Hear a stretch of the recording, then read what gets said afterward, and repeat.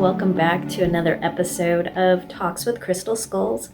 I am Tania Marie, and this happens to be episode number 11, which I love how that organically just happened. I didn't plan it, but I love that magical number 11 being the showcased number for what I feel will be a magical episode, at least in my opinion, because it is weaving together the Crystal Skull community and sharing from personal perspective and experience what others have experienced in their personal relationship with crystal skulls. So I think you've heard enough from me in the last 10 episodes. So this one I was guided to bring forth the voices from the community and thread that together. So this is the Crystal Skull community weaving is what I'm calling it. And perhaps you'll glean something from a golden thread of this tapestry. And I want to thank everybody who did participate and contribute. All of your voices are so valued and so valuable. So I hope everyone enjoys, and I will catch you on the end of this episode.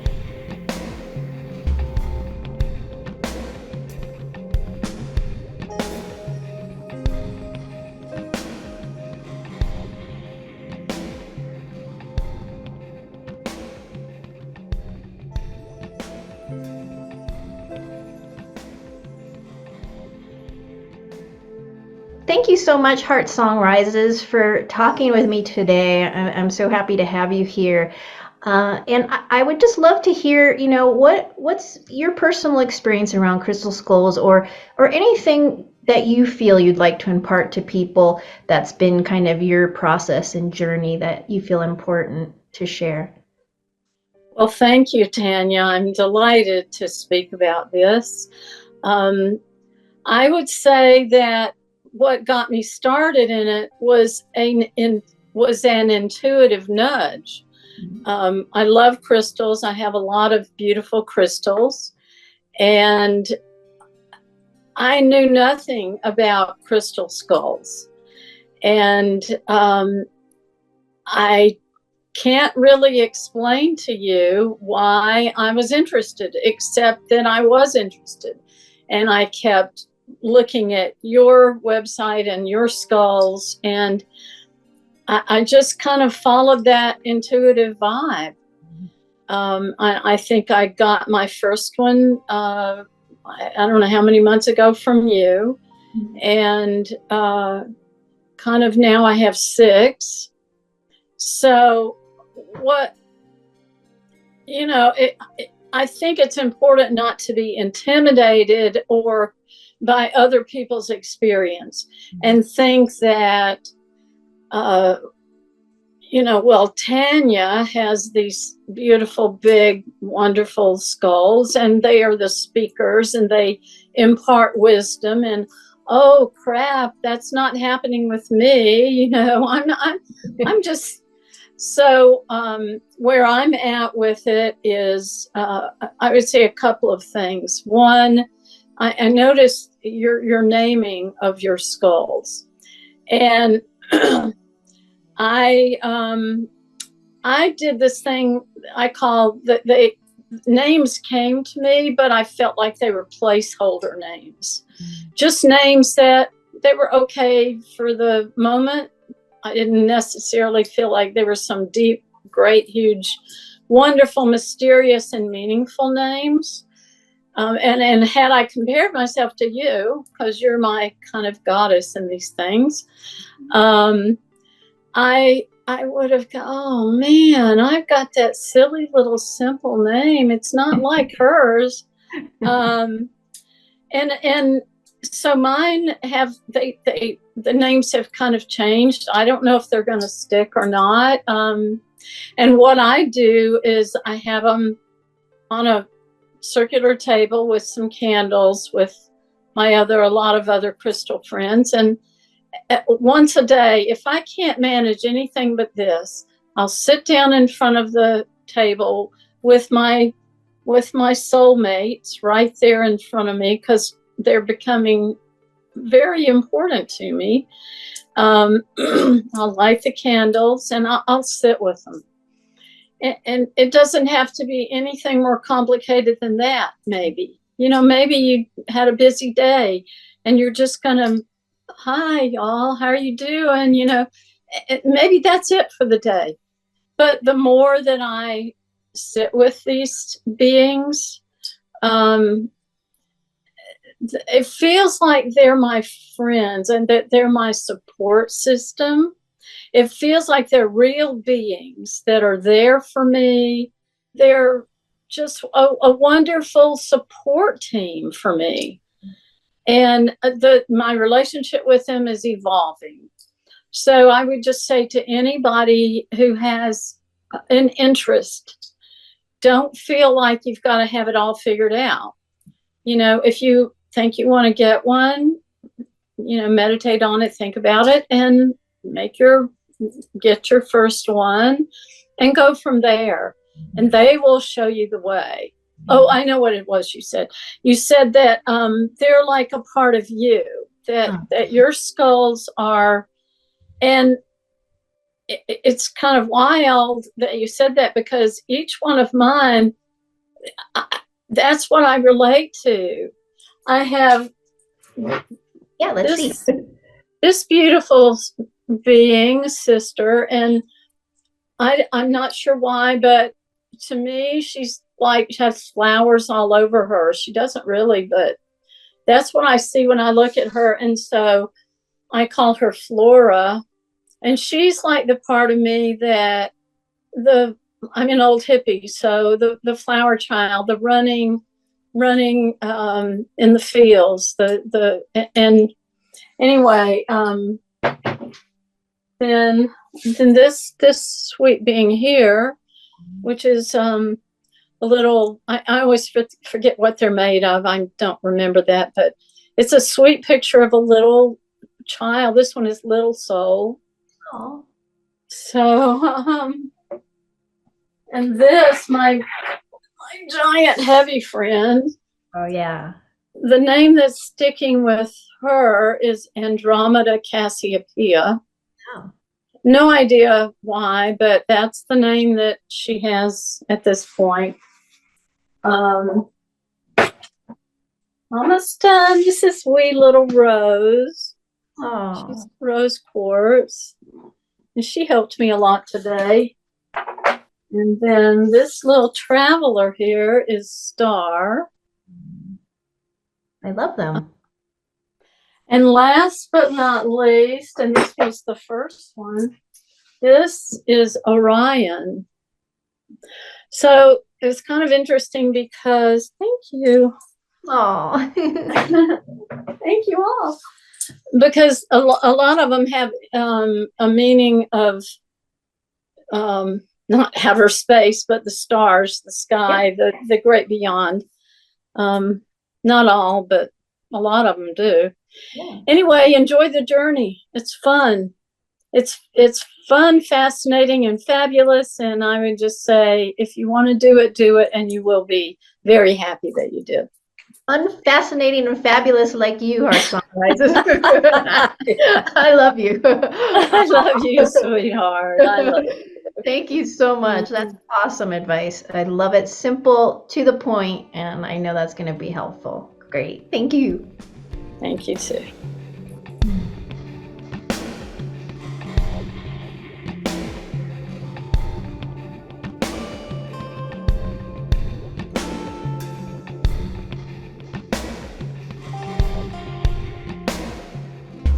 Hi, Claudia. It's so good to have you, and I'm really excited to hear what you'd like to share today about your journey with crystal skulls.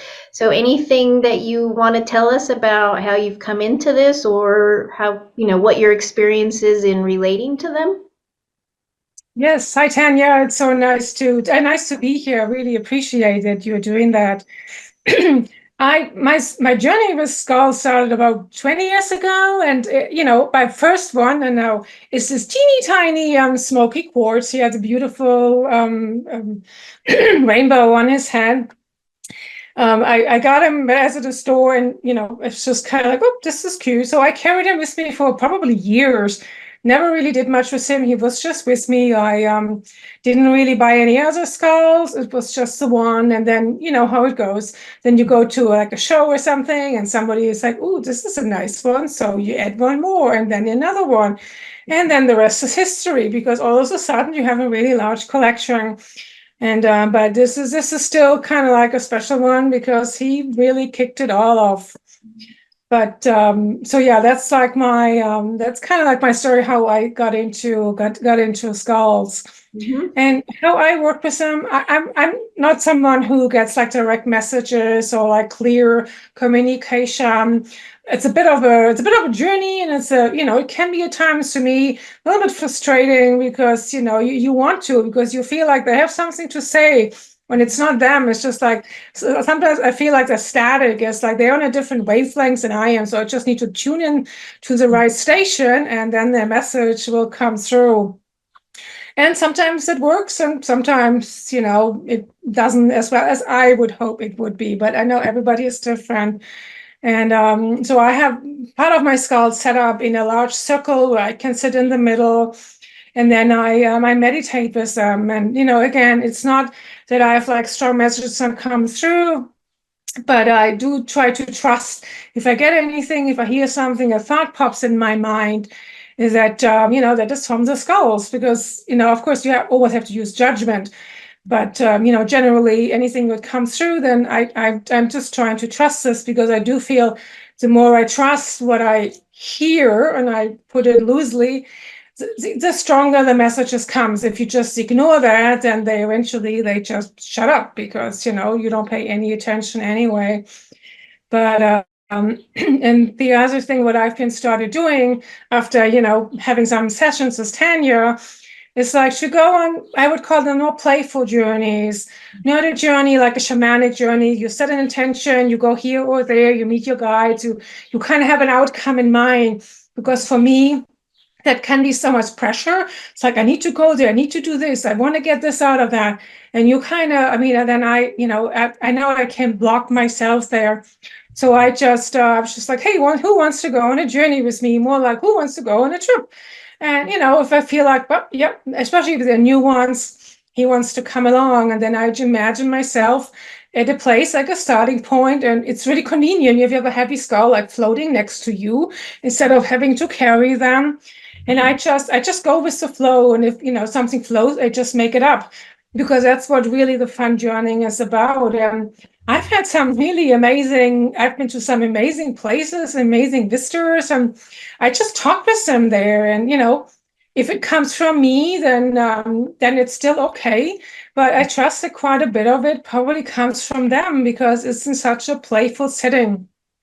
But I don't try to, like, oh, I need to do this and I need to accomplish that.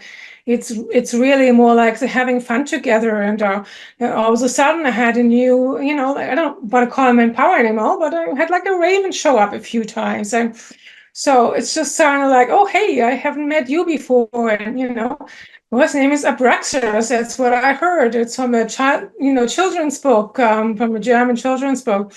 So, there's a raven there too. So I just trust this and just go with that, and just have conversations with my skulls, and just really trust that is something real. And, if I make it all up, then I'm just having a good time, and hopefully they too. So these are kind of like in general. And one of the other pieces that I really, as I said before, I really try to trust more what is coming. Like, sitting in my living room, I have my skulls, some of them around me, and a thought pops into my head, and I was just kind of like, oh, hey, is that from you? And then you trust that, and you really go with that, and instead of just kind of just dismissing it, because I really feel the more I lean into that, and the more I just really be receptive to their messages. So, what I said before, kind of tuning into the frequency, I think that's really is one of the key points for me, and how to and sometimes if the messages are a little bit stronger or I get a name, I can really feel a shift in energy. Like I get this really strong energy that's building up from the ground, especially in my sacral chakra. Well, then I truly know, no, this is not something that I had a conversation with myself. This is really something, this skull just really gave me a name. And because it's not something that happens to me frequently, I'm then really honored by that. And I really, really, truly appreciate that, because to me, it's a huge gift if if that comes through for me. That's beautiful. Oh, thank you. That was so much, so much good stuff that you just shared. Yeah, I love that. So everything's sort of been a beautiful, organic, fun, and sounds like an inner child journey for you. I really appreciate sharing. I think that people will resonate with that. So thank you, Claudia. Sure, very much appreciated. Very much appreciate being here, and thank you for doing that. I really enjoy listening to all your sessions. Oh, good. Thank you so much. Okay.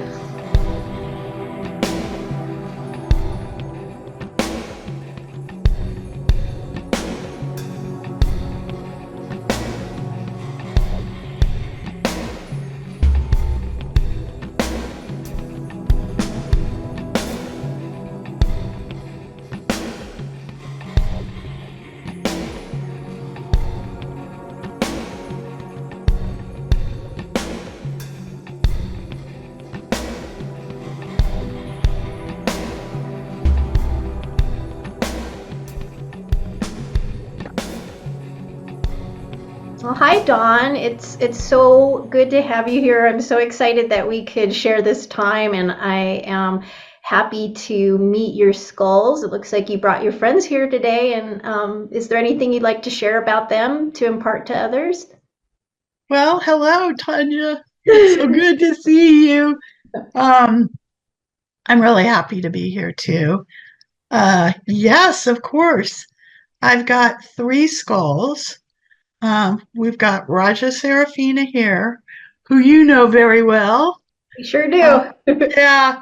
In fact, Tania was Raja's guardian for a number of years before I got her and became her guardian. And then the other 2, I probably have gotten over the last 6 months from Tania. Mhm. And this is Pinky.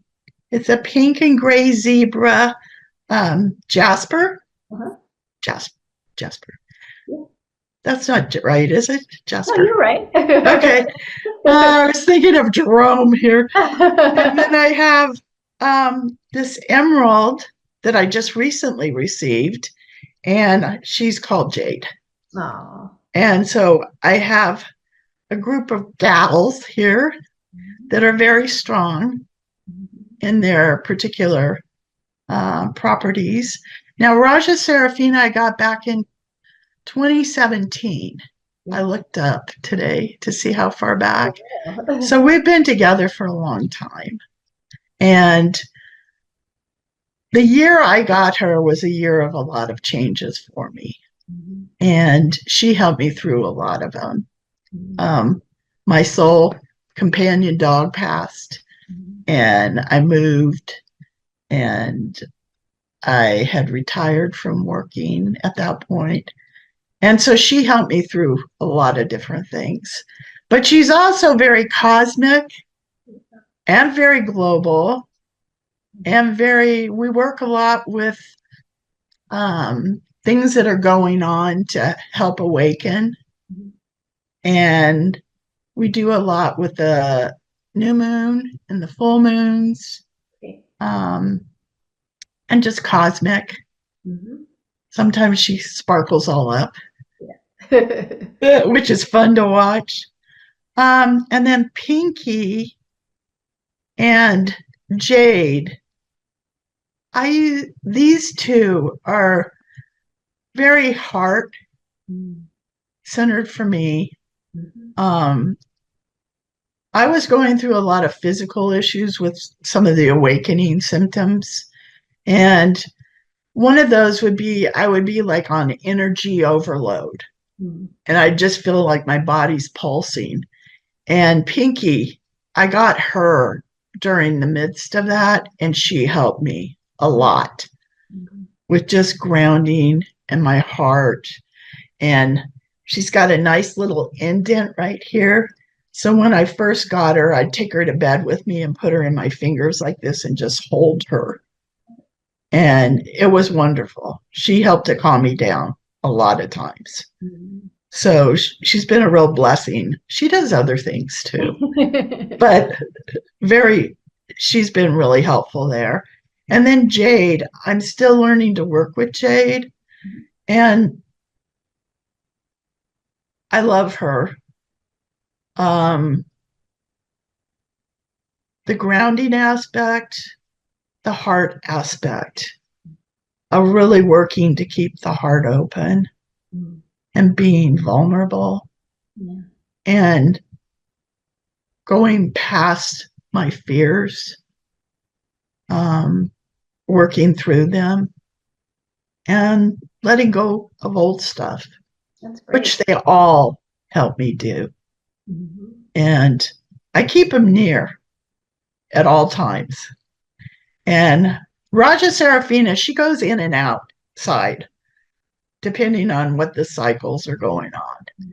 So she likes to get fresh air and see the moon and the new moon.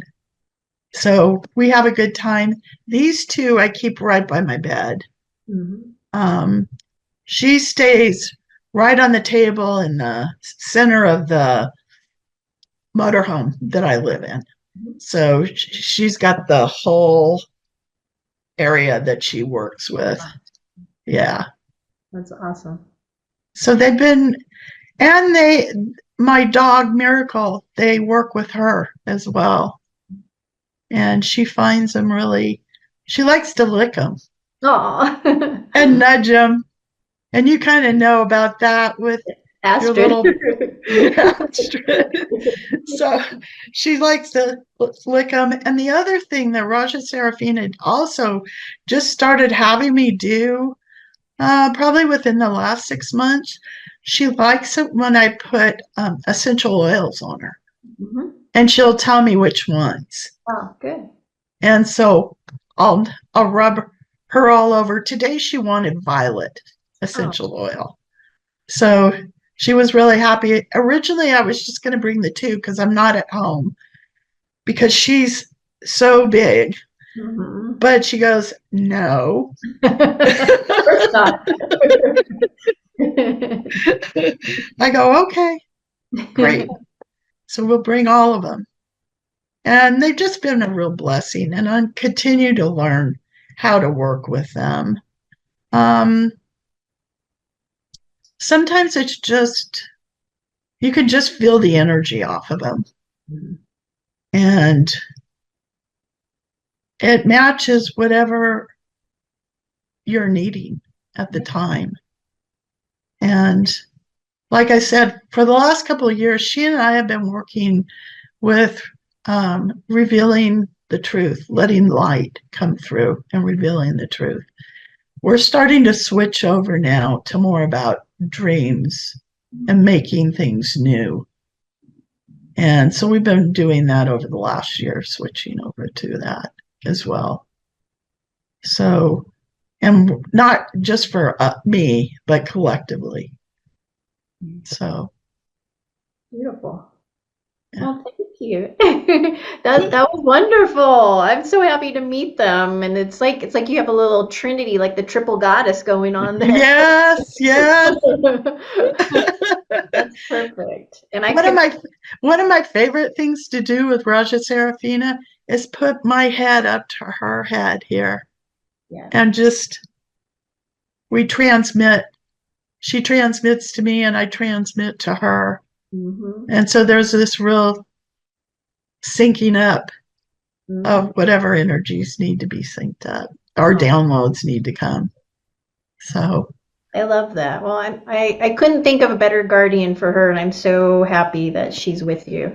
She is amazing, and you are equally amazing. So, of course, thank you. Together. Thank you.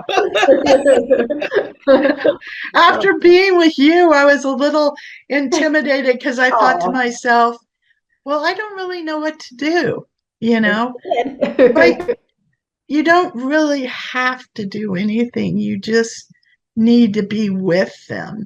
That's perfect. Yeah. And they talk to you, and you talk to them.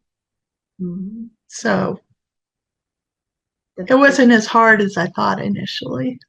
That's great advice. Oh, well, thank you so much for sharing and for your time, Dawn. I so appreciate it. And I think everyone else will appreciate your share as well. Oh, you're so welcome. And they're so happy to see you, all three of them. Hi. We love you. Oh, I love you too. Okay. Right. Well, thank you so much. Oh, you're welcome. You take care. You too. All right.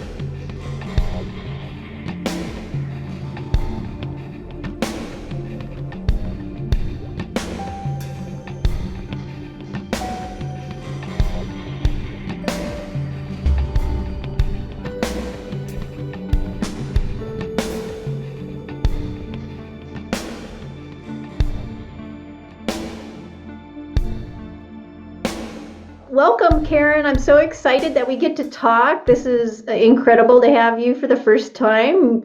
And I know you have some skulls by your side. And I'm looking forward to hearing what you have to share about your journey. Anything you'd like to tell us? Okay. Hi, Tania. Thank you for giving me the opportunity to share. This is a great story because Tania is at fault for many of my skull purchases. I maintain that I am not into skulls, have never been into skulls, collected crystals, and then one day the crystal lady that I follow locally and go to her shows did a Facebook post of her table at a show, and I thought, what is that skull there? I've always kind of had an aversion to skulls. I think they look creepy, but this one caught my attention. And after the first day of the show, I reached out to her and said, hey, what about this skull? And she said, he's still here. You should come down and check him out. So at the end of the show, I waited until the show was almost over, and I went down, and I loved this skull. And so I will show you him first. He is George. Oh, I love George. Because I kind of made the joke from the cartoon. Do you remember what it is? That I will love you, and I will keep you, and I will name you George, whatever that is from. Yep. And then the lady selling him, he is Labradorite. And she said, oh, he has such flash. So I said, well, that's who he is. He's like Superman. He's either George or he's Flash, depending on whether he's resting or working.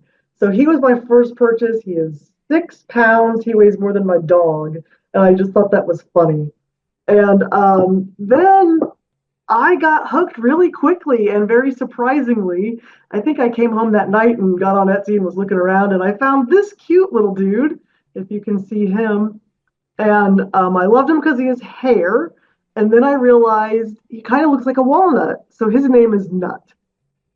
And then after that, I started getting so excited about it and reached out to you, Tania, and she's never helped. She's always like, oh, that's really cool, or oh, that's really unique, or oh, yeah, I feel that vibe too. So she never said, Karen, don't you think you have enough skulls? And so consequently, I went from 0 to Tania, what, over 20. You guys, I have a room of skulls. Probably now. have more than 20. Okay. But I've had so much fun getting to know them, and there's something about each one of them that has pulled me in. There's this guy, to give you another example. He's black, and he's just a little sad looking. And the description of him was like, this is going to take a special person to love this guy because he's got a really unique face. It's a little hard with my lighting. Sorry about that. And the songs pop in my head. And I kept hearing, don't fear the reaper. And so I looked up the song lyrics, and in there is Valentine. So this, pardon harmonia. That would be the cat. This is Valentine because I think he's really special. And I love him, and he's not sad. And if you've studied the Reaper, he has a very special and profound job to help escort people across the veil, at least in some stuff I've read. So Tania asked me to share how an engineer would go from thinking skulls are creepy to collecting them. And I will say I collect them, I feel, more than working with them like you do, Tania. But they're always around, and I think of them like Ken and Barbie sometimes. I love pairing them up. They're all in couples all around the house, and some of them work together with each other, even though I'm not sure how. And I also have some that are, like when you think about a chess board, how you set that up, how you have what are the little ones in front called? I can't remember. But, yes. So I have the little ones that are like the $20 ones that you can get on Etsy that I chose that aren't specifically named, but that have roles based on what stone they're made out of. And then I have the bigger ones that drew me in. Sometimes my downfall was actually naming it. I'd read about it and be like, oh, check this out. Wouldn't blah, blah, blah be a cool name for this? And then once you name it, you're kind of sucked in a little deeper. So that's kind of my skull story and how I've started being a collector. And I'm still hoping to hear more and get more downloads and learn to work with them more. Occasionally they pop out into an altar that I'm doing. Sometimes somebody will want to sit by my chair, or if I'm working on something emotional or mentally troubling, I'll pick up whichever one calls to me and put it on my nightstand at night, and then look up properties about that and be like, oh, isn't it interesting? I chose that one. So it's been a lot of fun. It's been a really fun journey. And again, it's all Tania's fault. So be careful. If you ask her for help and guidance on a skull, you will go down the Scully tunnel. You'll have a room like she has behind her. Oh, okay, I take the blame. It's not a bad thing to have a blame for. Of course not. Of course. I mean, I keep asking, right? I keep asking. So you know what answer I want. But by the time I approached you, Tania, with a question of, oh, what do you think? Let's be honest. I wanted to, oh, yeah, that's cool, Karen. You probably should get that one, too, because everybody needs one more skull, just one more. Yeah, but everything, I love your journey. Thank you for sharing all that. And it just shows how organically stuff is coming through to you. It and is. You have both sides of you working, your engineer and your intuitive voice, and you get the confirmations after the fact. Yes. It built something. So yeah, I mean, you're working both ends, and that's beautiful, and I think that speaks to a lot of people. So thanks for sharing that. Thank you. Absolutely. And I would like to add, as you're talking about that, the High Priestess card, you know how she has the book and the crystal ball, and that's kind of how I feel. I come at things differently because I am an engineer and I am scientific. And I get a lot of my intuitive downloads from doing scientific research. I'll read about a crystal, or I'll pull a card and read about that. And I hear a song lyric in my head and go look it up. And so it doesn't always have to be channeling. It doesn't always have to be hearing voices. There are a lot of ways to work with these kinds of things. So I would encourage everybody to just do it and have fun. Oh, beautiful. And thank you, Tania, for helping me remember how magical it feels, because life has gotten to be a bit difficult recently, and I am very happy to be back in the flow, it feels, as a result of talking with you about all this. I love it. Thank you. That means a lot to me. Oh, you're welcome, and thank you so much. That was just beautiful, beautiful advice, and I know people will love it. So thanks again, Karen. Absolutely. Anytime, I'm sure Tania. we might see you back, hopefully. Okay, that would be wonderful. Okay, take care. Thanks, Tania. Bye. Bye.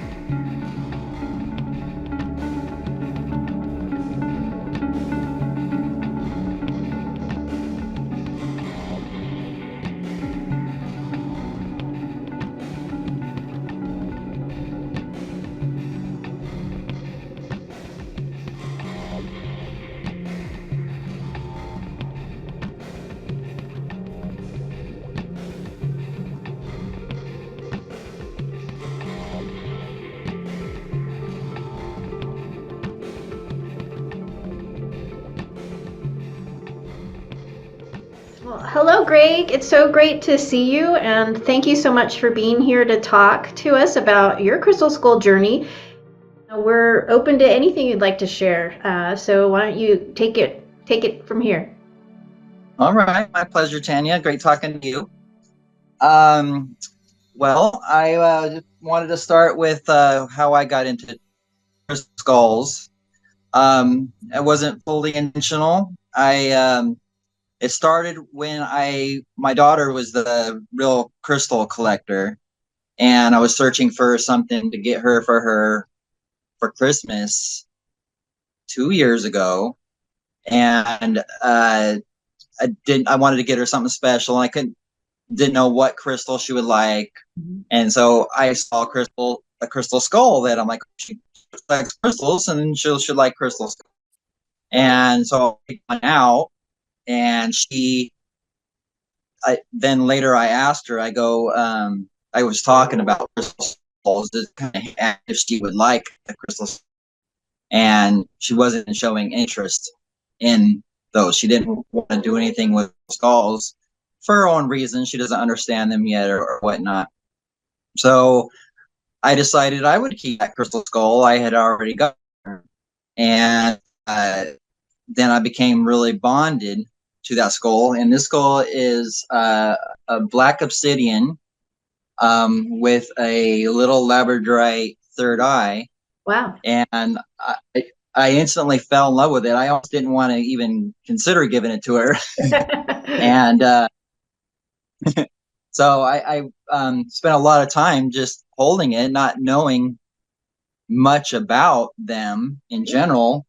And it's just this cool little piece. So I just held on to it, and then it struck interest in more about skulls. And then I started doing a little reading about them, learned about the original 13 skulls, and just slowly got more interest. And then found out that you liked crystal skulls, and right about in that time, I acquired another one. So I had this one probably a good year before I had my next skull. And my next skull was a bigger obsidian.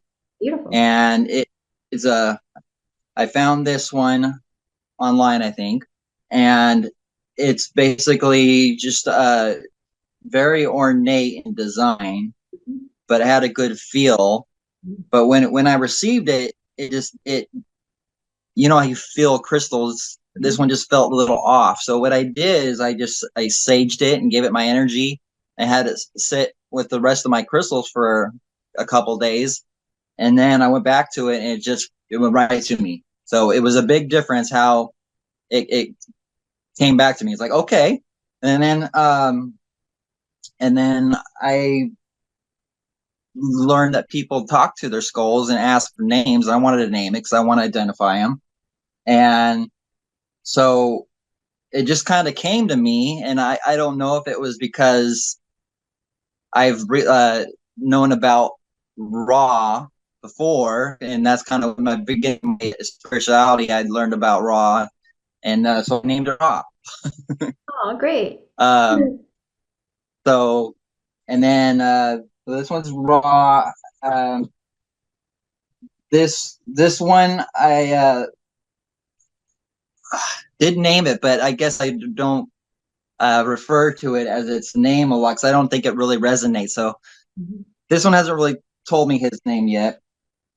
But after Ra came a skull that I had bought for Teresa, my fiance, and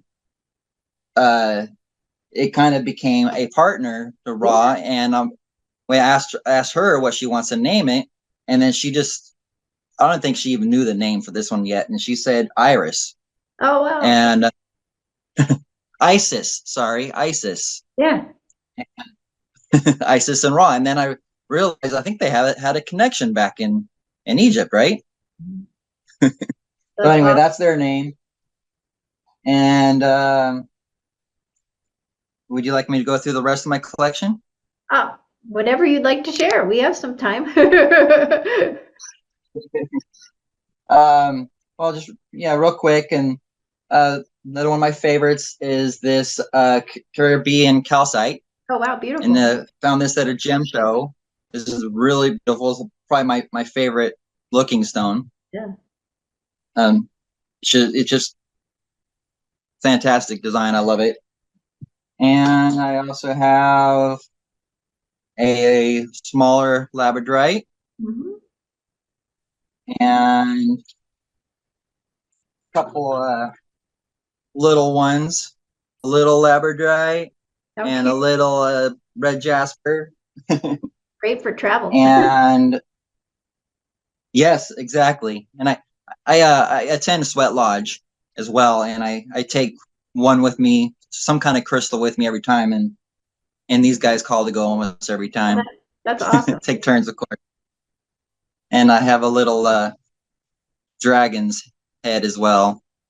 Very cool. All that. And finally, my last one here. Oh, this is the beginning of my collection. I'm sure it's going to grow and grow. Well, that's a pretty good collection already. Wow. I love them. Yep. Do you feel like you connected right away with skulls? Because, some people are kind of put off by them right away, but you had a resonance with them right away? Yeah, it felt different than regular crystals. It felt more of a connection calling me to them, I suppose. Kind of, yeah, just a connection I can't describe. Yeah. Physically. But yes, I'm very drawn. That's very cool to And hear. It's, yeah, because like I love said, them. not everybody has that right off the bat. So that's awesome. And just seems like it kind of flowed for you. So great. I love how they're just sort of an organic, natural part of your life. Like you said, you bring them into sweat lodges, things just come into place. Your fiance was right there with you with the names and the energies. So very cool. Well, thank you. Yes. Thank you so much for sharing this. Is there anything else you want to add, or that's good to go? I don't think so. Yeah. No, but I'd be proud to share any future ones I get with you in the future. Okay, great. We'd love that. Well, thank you so much for your time, Greg. I'm sure people are going to love to hear and see your friends, and I did. So thank you. Well, thank you very much, Tania. Okay, well, hopefully we'll talk to you again. Oh, we will. Okay. You heard it. All right, thanks. Thank you.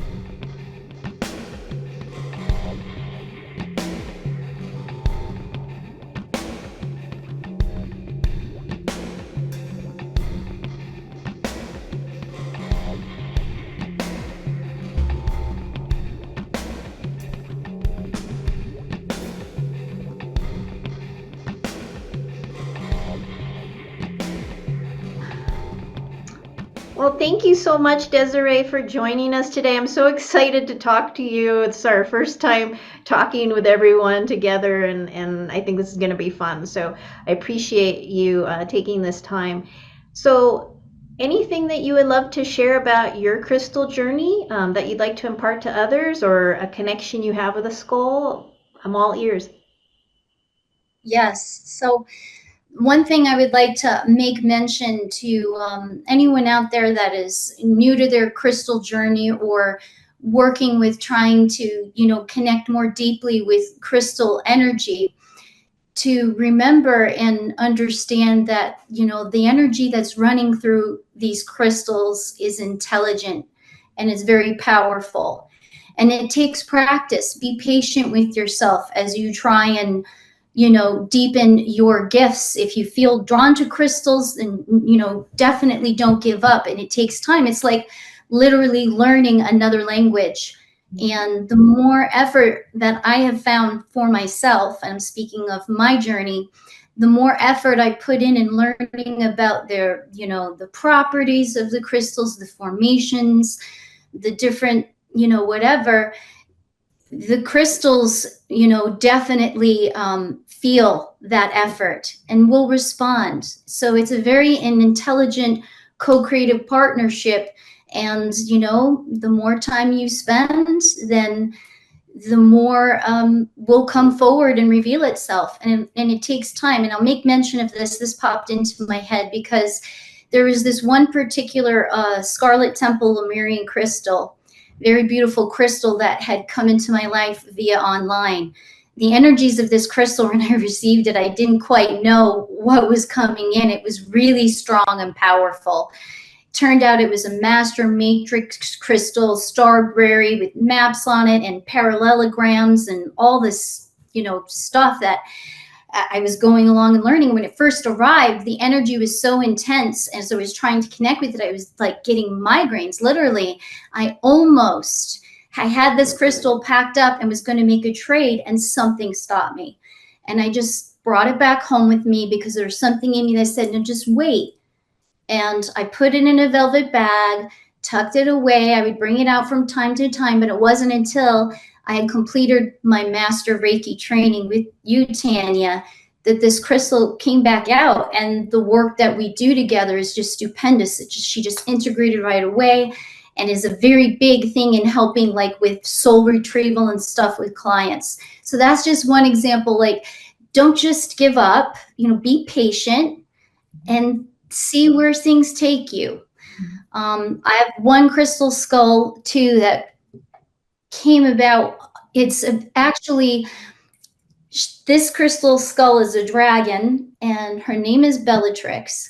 And going about, this was when I was just into the Reiki master portion of training with you, Tania, and I had a couple of really powerful dreams. And like, I've connected with spirit animals and things and had experiences and stuff, but never dragons. But when I was, just before, and in the middle of the Reiki master training with you, I had a couple of really powerful dreams, and this dragon just came in, and the way I connected with her and the support that she brought, it was just really unbelievable. And it ended up that Tania, then I had asked, because she opened up a space for her spiritual skin and tattoo design, some spots opened up. I grabbed one of those spots, and I have a full back piece of this tattoo that Tania designed for me.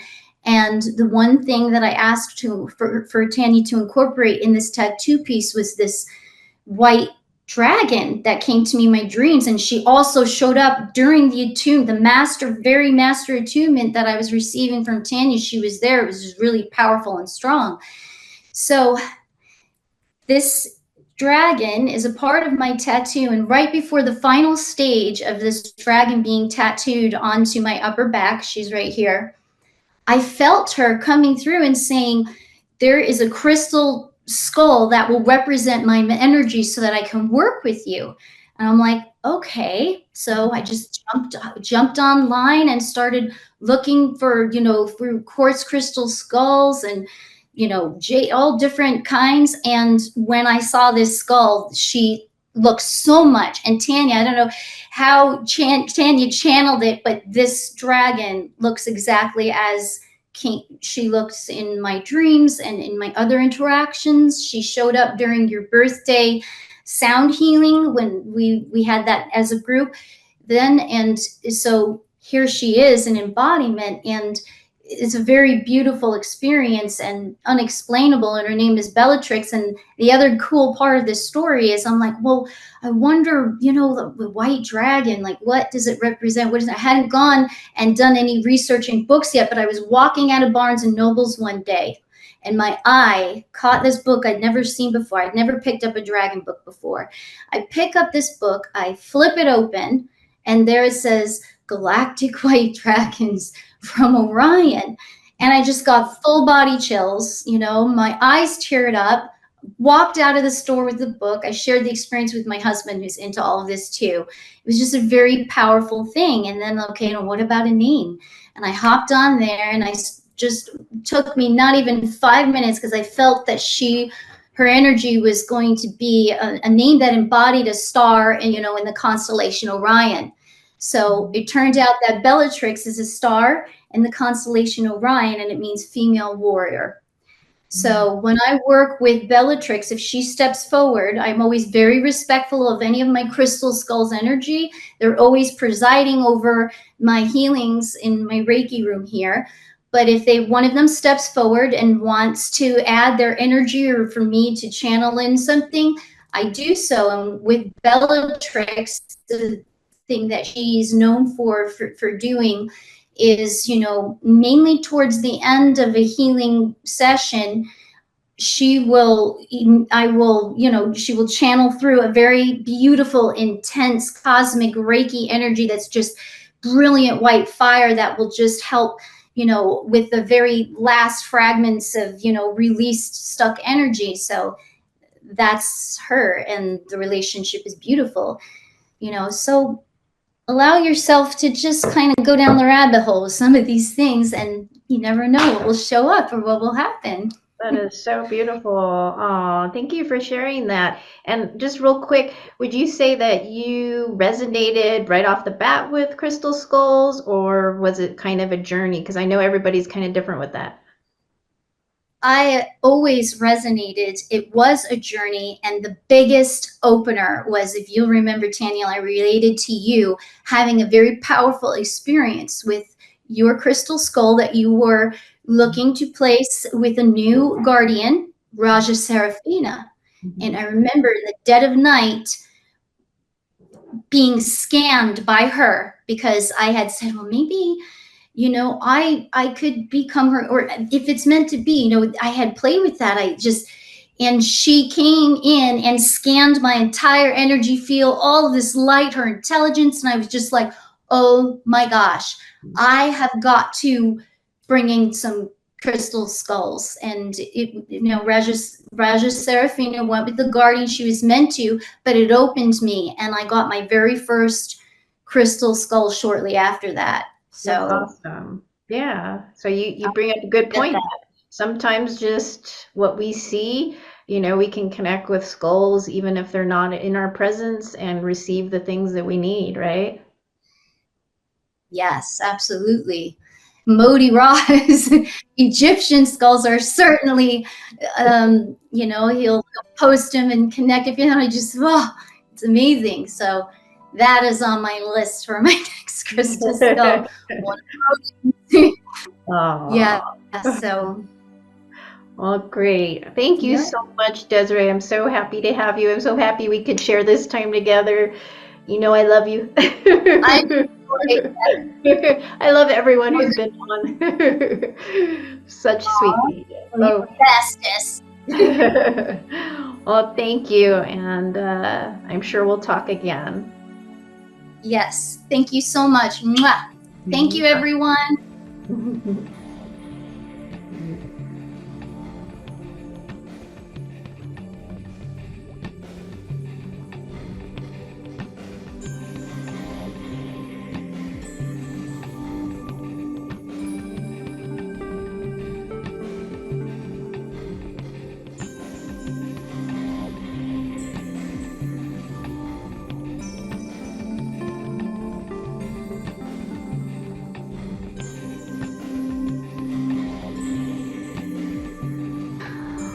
Well, hello, Christopher. It's so good to have you. It's been such a long time that we've seen each other, and I know we've shared some amazing times together in Peru, in Montana, where we've done some crystal gridding. So today it'll be fun to actually talk and share about your journey with crystal skulls, because I haven't really had the chance to talk to you about that. So I'd love to hear anything you'd like to tell us. So anything. Absolutely. Guys, that we haven't really, that topic hasn't really come up with us before with the crystal skulls, right? So too, and you're one of my favorite people in the whole world. But my journey with the crystal skulls started, I mentioned this to you before, I was at the 11-11-11 Earthkeepers event in Little Rock, and James Tiberon, he owned Shana Ra. And Joanne Parks had Max the Crystal Skull there. So I was with both of them in the seminar, and I sat with Max.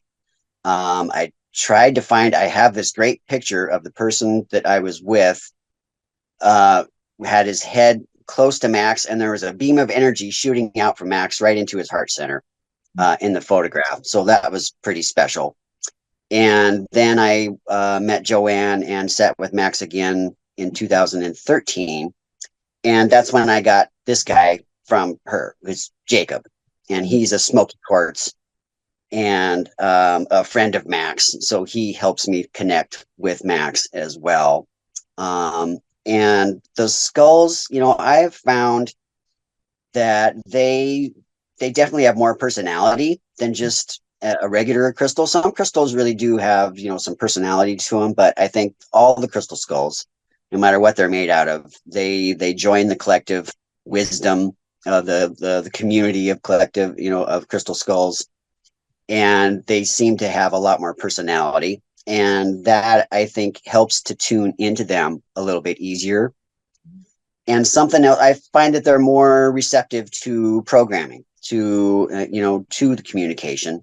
And what I really like to do is to focus on and enhance the material that they're made out of, the properties that you know, that they emanate, that they are part of their energy, and amplify that. So, like, for instance, at my computer desk, I have a fluorite skull who helps me with my mental, you know, my mental acuity, and is also a good EMF protector. So it seems to me that it's helpful to really amplify the qualities that the crystals possess through a better communication, because they have more personality, with, you know, being shaped into the skull form. That's true. Mm-hmm. Anything, so it sounds like, well, it's very cool because you and I both have that connection with Max and Shauna Ra, and we didn't know that either, which is very interesting. And so it sounds like you kind of are like myself, that you had this instant resonance with them. Did you feel like it was kind of a familiar part of yourself, like you've worked with them before? It did, you know, with Max, really just felt like family and like an old friend. And his energy is always just really steady and focused, and loving as well, but a real guide. And I think that's part of what the skulls are gaining popularity these days, especially because we're accessing more information. People are more open to, you know, the spiritual realm, and the higher chakras are starting to open with a lot of people and with the collective in general. And especially with the shift in 2012, we're really got an upgrade, and we're moving into new energies and a new awareness, you know, new space and new opportunities for growth, as evolution, as we evolve as individuals and together as a collective. So that's a nice parallel, I think, with the crystal skulls, of that there's a collective energy with them being in the skull form and having that wisdom and that energy of support and enlightenment and wisdom. I think all the skulls carry that and tap into that, with they're you know, they're being of service, and that is really, you know, I honor that, and that's a sacred, you know, that's a sacred contract that the crystal skulls have with humanity. And so, yeah, I really value that and respect that, and that is really, you can't measure that, right? I mean, that's something that is, it's a miracle and really beautiful, and sacred, like I said. Yeah. And as I mentioned at the start, we've done some crystal gridding together, and I know that's like a big part of what you felt called to do in this life, is to really grid the earth. And you've done a lot of amazing grids in specific spots that you were told to. Are you feeling like the crystal skulls are part of that now, or are you working with them in a different way?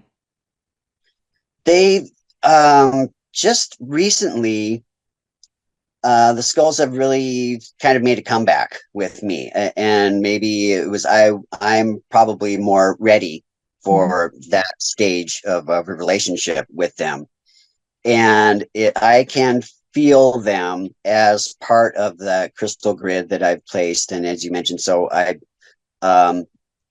did a grid in Arkansas, which is the second largest quartz deposit in the world behind Brazil. Next was Peru, where we were together.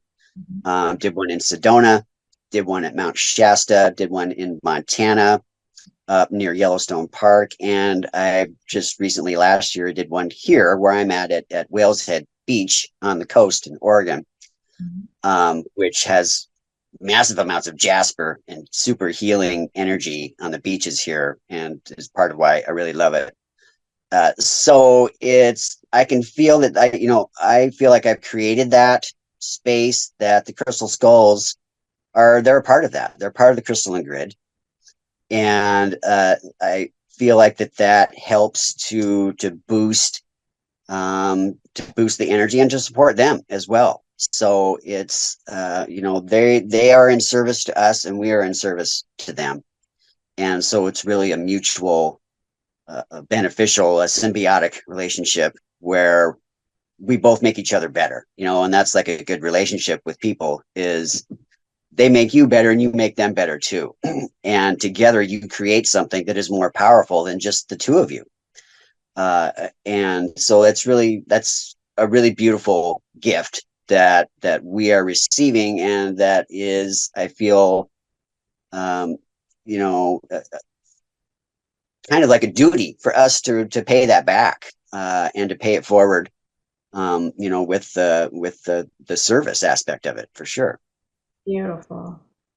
Well, thank you so much, Christopher. I love all that you shared. And like you said, we the crystal skulls are giving back and bringing, when you bring them together, there's this beautiful sort of synergy that happens, and it uplifts and it empowers you. And I think you and I have that also between us, and every time we come together, it feels like that. And I'm so grateful for that connection and all that we've been able to do together. And feels like a contract that we had that we were able to fulfill with some of our stuff, and I feel we'll be doing more.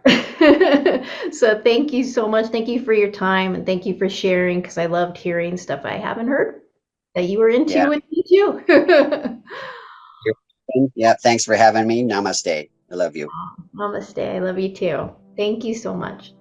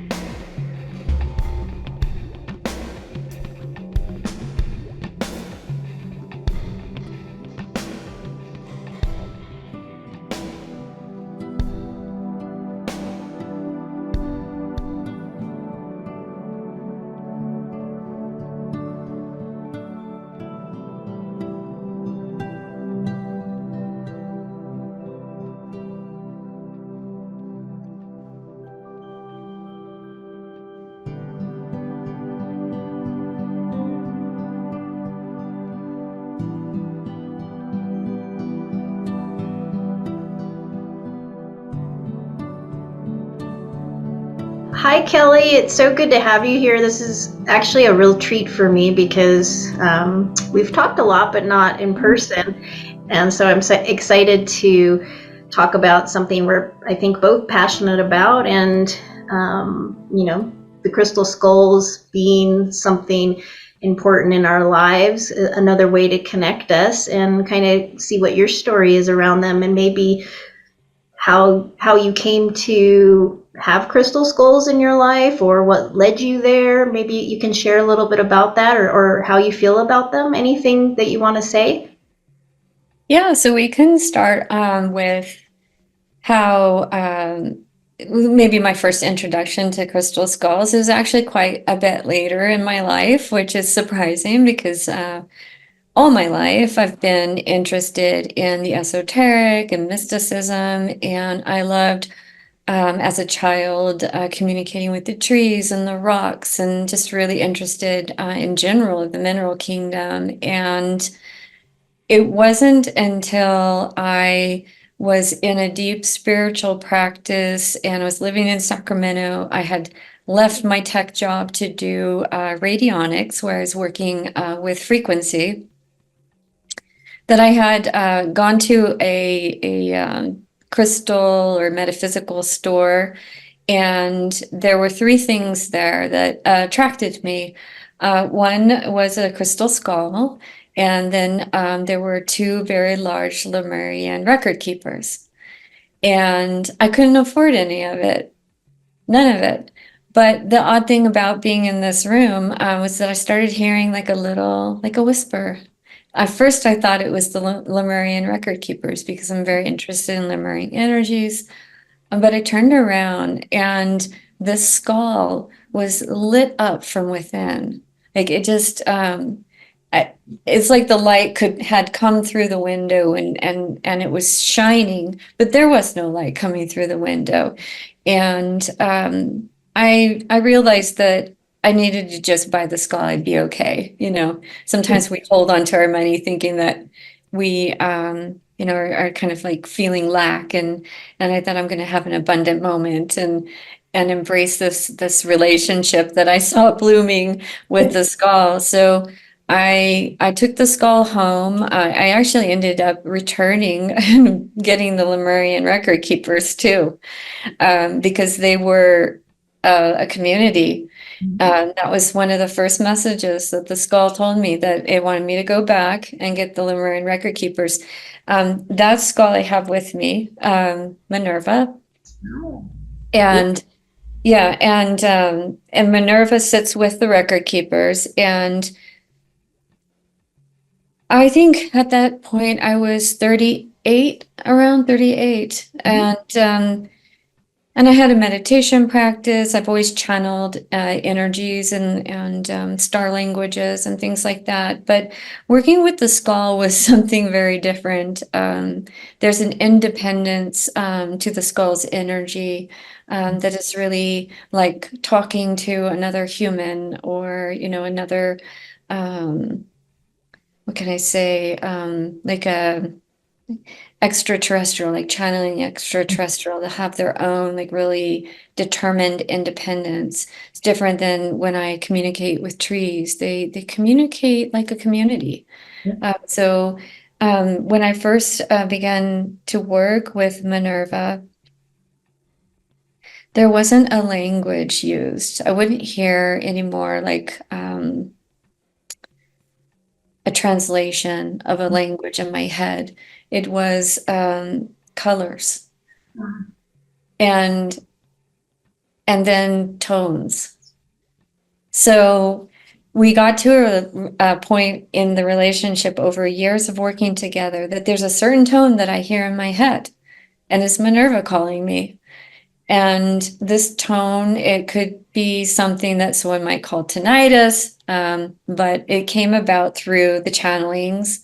And so when I hear that tone, I know that Minerva wants to communicate. This is not just one-sided. It's not like when I sit down and want to communicate with Minerva, we have a relationship that way.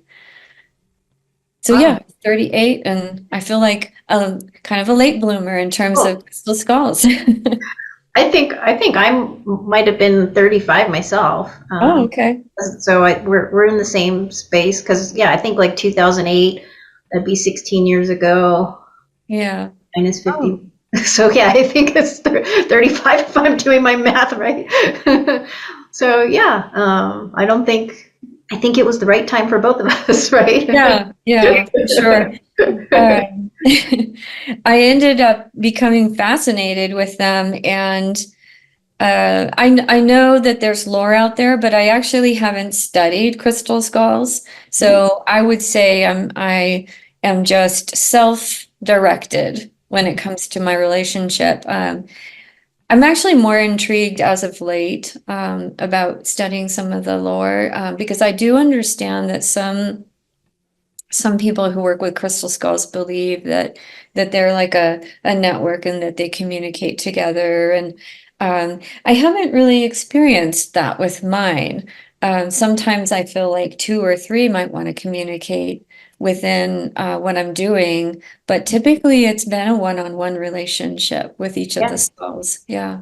Interesting. Yeah, it's so different for everyone. But and I don't know if you had seen my last episode, but I shared how for me, even though they have different names that come to me and stuff like that, I feel like they are aspects of myself, like my dimensional self.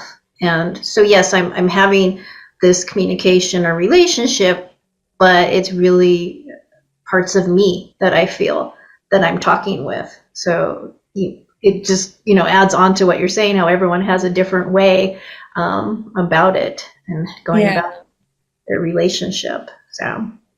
Yeah, and I feel that for the most part, I was attracted to just the clear quartz crystal skulls in the beginning. And I felt that it was because I am a channel, like a channeler, and I think that they seem to be the communicators of my group.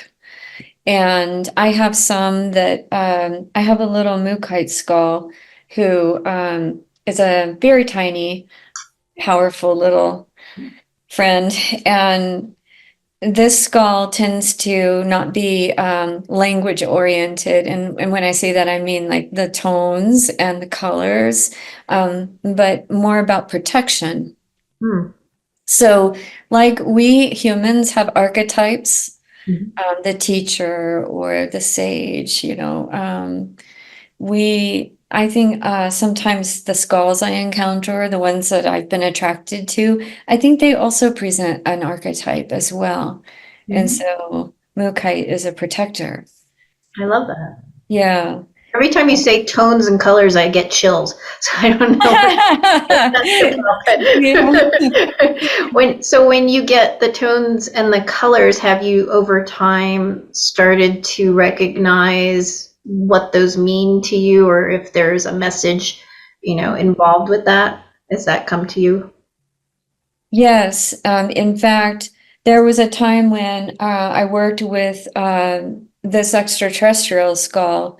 And again, maybe it's just some aspect of me, but I'm sure others who work with color or tones might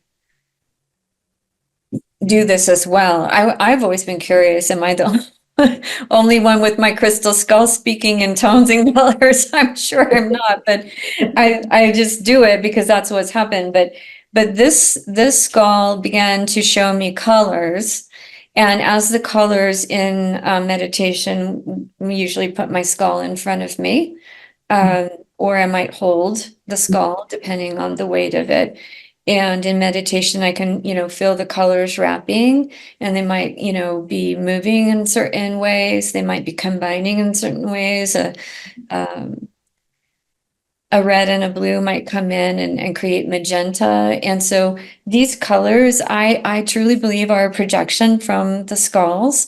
And in a way, it's like opening a portal. And the portal is then, the doorway to this new, and I'm going to say alien, it's like as in the word unknown energy.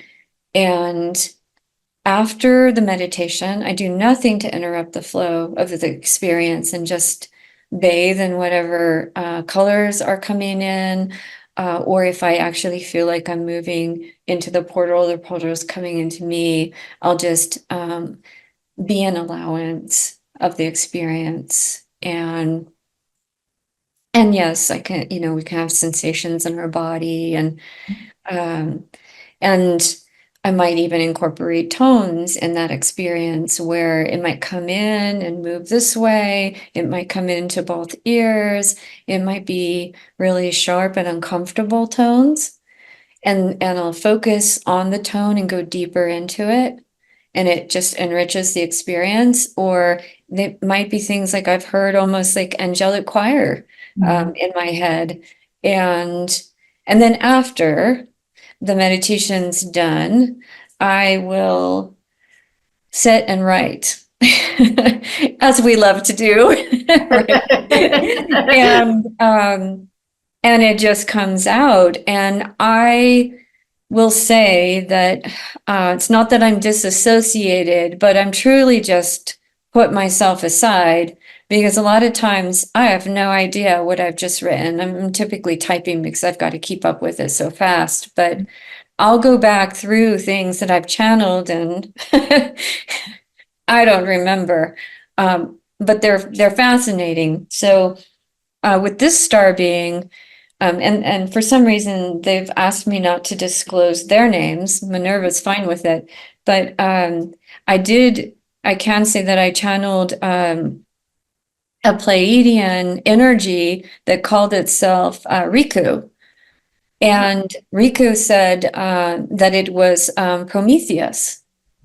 And I just had so many questions for Prometheus, like what is eternity? What is immortality? What is cancer? And Riku, as Prometheus in this moment, was answering them. And that was the channeling that came through all of those colors. Wow. And so I say like colors it's like a language. Mm-hmm. Yeah. That is so beautiful. Yeah. So happy you shared that, because that's a perspective that I haven't heard from others, and you and I share a lot of stuff. Yeah. so yeah, I get a lot of this, the colors too, and for me, tones as well. But sometimes it comes through myself. So like I'll get the feeling, and then I will do a tone as well. So it's kind of interesting to hear that reflection, because I don't, again, it's not that other people aren't having the experience like you said. Yeah. I haven't heard of that. So that's really amazing. Yeah. And just to be, in a place to speak about it, because I don't think it's something that one would just share in any kind of like social group, but I think amongst the Crystal Skull community, I love that you're doing this sharing, because I think that there are a lot of things that are, hidden or not shared. And I think that it just takes one person to say, and then somebody can experiment with, because it feels natural, or they can share that they've been doing the same thing. And I think in a way, our human capacity to move energy with our vocal cords means that our skull friends don't speak, right? They don't have mouths with vocal cords.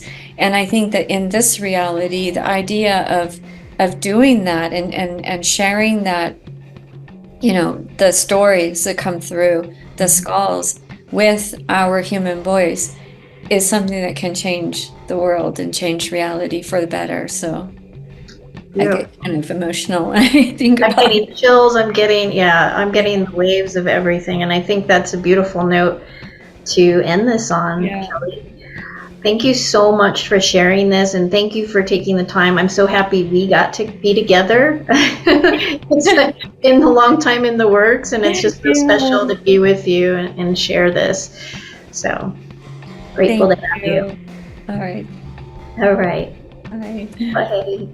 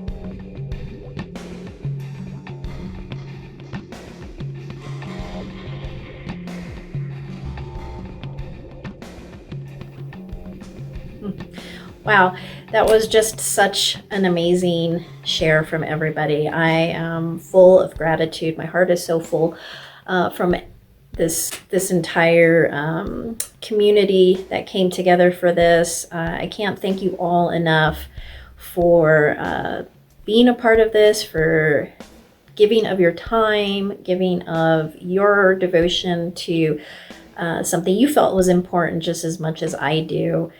For everyone who, whether you donated a quote, whether you talked, and gave of that day and space to be with me, all of it is so meaningful and so valuable. And so I want to thank you all again from my heart to yours for being, with us all and sharing in community as you did. It was really special for me to talk to some of these people that I haven't ever spoken to like that, because a lot of communication these days goes through online means, but not necessarily seeing each other or talking on the phone or Zoom or whatever it is. But so that was really special, and I was kind of overwhelmed in a sweet way with some unexpected stories from everyone. So I'm just so touched, and I just want to, like I said, I can't thank you enough. So thank you. And I also want to thank my amazing editor for putting this all together. I was worried that I was overwhelming him, but he's just so amazing, and he, I think, loves and thrives on this kind of thing. So I'm so grateful to you, Kaz. You deserve a mention, much more than just a credit at the end of these videos, because you are just simply fabulous. I love you. And I so appreciate your time and passion and creativity that you put into these videos, and the music. Everybody, he creates the music for these as well. So it's very special. So I hope everybody enjoyed. As I said, this was a video not to hear so much from me. You've heard enough, and just to bring together the voices of the Crystal Skull community, because I felt that it was important to do that. These days, it's not just about the Crystal Skull community, but the collective at large, and coming together heart to heart and sharing in ways that can uplift humanity and help us to evolve during these very rapidly accelerating times. I also wanted to mention that I may be taking a break from these videos for a while. That's the guidance that I'm feeling for now, at least. That might be in part because a couple of new groups of crystal skulls have kind of gridded, and there's work I'm feeling that I need to do. I also have some focuses in other realms that are calling, and that could develop into some other videos. We'll see. I don't know. I just follow the guidance and alignment that speaks in the moment, but I just wanted to put that out there. But there are 10 other episodes with a lot of information, some great interviews with others, and I think that, if you're feeling lost or new on this journey, or just wanting to connect more, that maybe those will be enough to tide you over until divine guidance comes through for another episode. But thank you so much for all of the support, for being here, and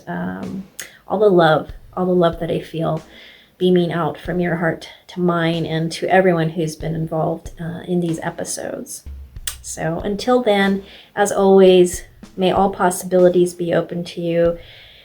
Know that I am always sending out so much love, whether I'm doing an episode or not. It's part of the daily work and focus that I do. So thank you again, and we'll see each other the next time, whenever that might be. So take care.